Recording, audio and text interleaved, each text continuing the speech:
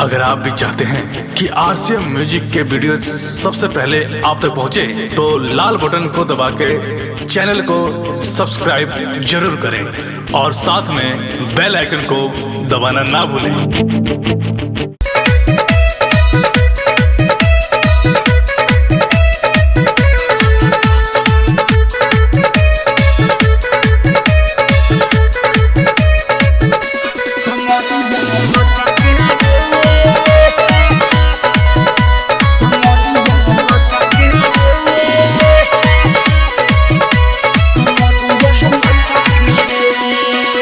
कमरिया लचके रे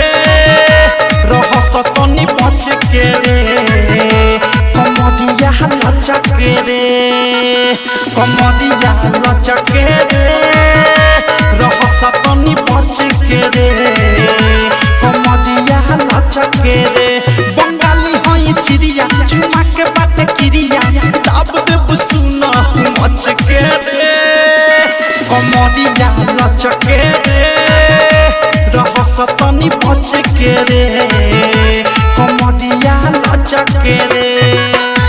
कमरिया लचके रे कमरिया लचके रे रहस तनी बचके रे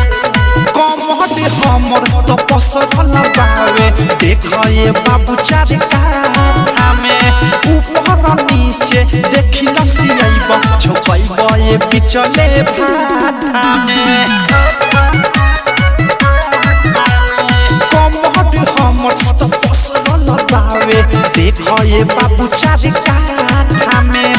ऊपर नीचे देखी लसियाइबा छुपाइबा ये बिचले भाटा में आँख देखो न गाढ़ाई भीतर पावे खाई एमे आवेला छेदे हचके रे कमरिया लचके रे रहस तनी बचके रे कमरिया लचके रे कमरिया लचके रे डायमंड रिकॉर्डिंग स्टूडियो छावना कमरिया लचके रे 10 रुपया पर हाथ चुमाई 20 रुपया पर गाल हो 100 रुपया पर पाँचा में आईब होहियार किसका के माल हो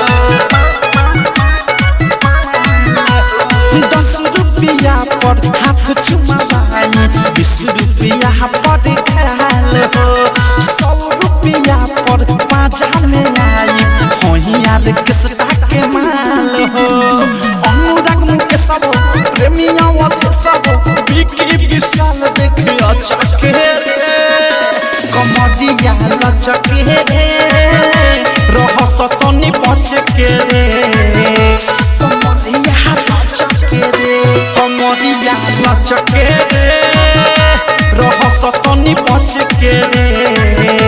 कमरिया लचके रे कमरिया लचके रे रहस तनी बचके रे कमरिया लचके रे बंगाली हई चिड़िया चुमा के बाटे किरिया दाब देब सुना मचके रे कमरिया लचके रे रहस तनी बचके रे कमरिया लचके रे